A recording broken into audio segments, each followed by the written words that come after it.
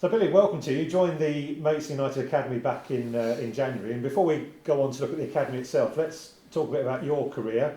Um, what age were you when you started in the game, and how did that career progress for you? Well, firstly, thank you for obviously joining the club. It's a great opportunity. My background, I got scouted at the age of 15. I was playing for a Sunday League team. I was playing for Swanley. I got scouted and went to Leyton Orient, signed my youth team papers as it was back then, like a YTS scheme. Went on to play pro there. Then went and moved on to a few clubs after that. Obviously, you say to get scouted at 15. Had that always been the dream, or had was schooling still the main thing, and the football was just a side issue at that time? It was a bit of both. I mean, I wasn't that academy player, if you like, that went to academy at a young age. It was just literally I was enjoying my football, and it just so happened that I got scouted. I must have had a good game that day. Got scouted, and yeah, as they say, the rest is history. But I when I went for my trial, I was in a team that.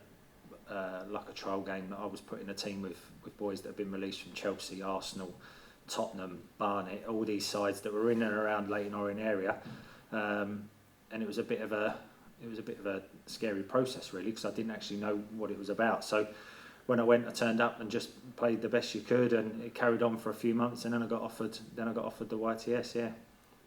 In terms of career highlights from the playing career, what maybe if I ask you what for one or two highlights from that time, what springs to mind?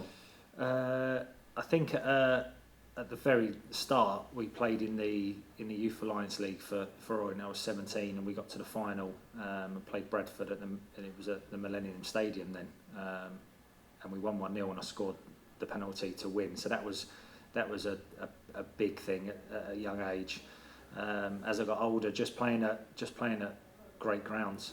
Was lucky enough to play at Anfield, played at Wembley, played at Everton. So yeah, when you see the grounds now and you can say I've played there, it's a massive highlight, yeah, for sure. So you are now moving into the coaching field with the academy here. So I guess you better than anyone will know the dreams that every player that comes through this academy will have, and in fact that with all of our youth teams, for example. So how can you help assist realise that dream, and at the same time keep that aspect of reality as well? I guess you need to have when you're approaching these clubs, going to these trials, etc.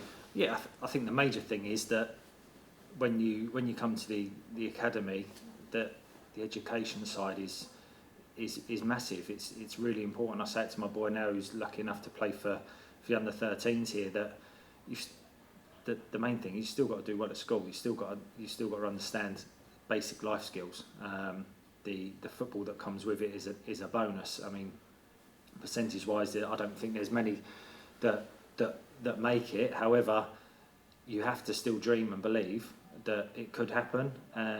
But by making sure that your education side is spot on, then anything that comes with that is an absolute bonus. But I'm here to help, like you say, the experience that I've had just by playing on the playing side of it. I will help do my best to help everyone that's associated with us. In terms of taking them through the course they've got here, I mean, I guess from a starter, the facility here, the fact that you are training, playing, learning, everything happens on this site. That must be a real good thing for you as a coach and a tutor, as well as the students that are here. It's massive. The fact that it's all here and the setup here is brilliant, and the catchment area is superb. I mean, I think you go across some academies across the country that are separated from a first team ground to where the academy are. It can be difficult to bridge the gap and say, right, well, I'm a part of that, whereas here you've got it here every single day. You've got the first team training, you've got the academy then going out to train, you're seeing the first team players train, they can then come and see you train. You've got obviously George that's helping out with the academy as well, and hopefully more first team players in the future, to kind of build a relationship that the players that join the academy, even the ones below that, know that there's a good pathway that they can go from the youth team into our academy, into our 23s, and hopefully then into the first team. And you never know, bigger and better things. How important is it? I mean, obviously, people constantly say that that gap between youth and men's football is quite wide. So to have that under 23s, which has been in place now for it's in its second season, obviously has been interrupted by COVID, but to have that almost as that bridge there between youth and men's football, all power to your arm when you're trying to bring people through. Massively. I mean, it is a big step to go from an 18-year-old into first team football can be quite daunting and quite difficult.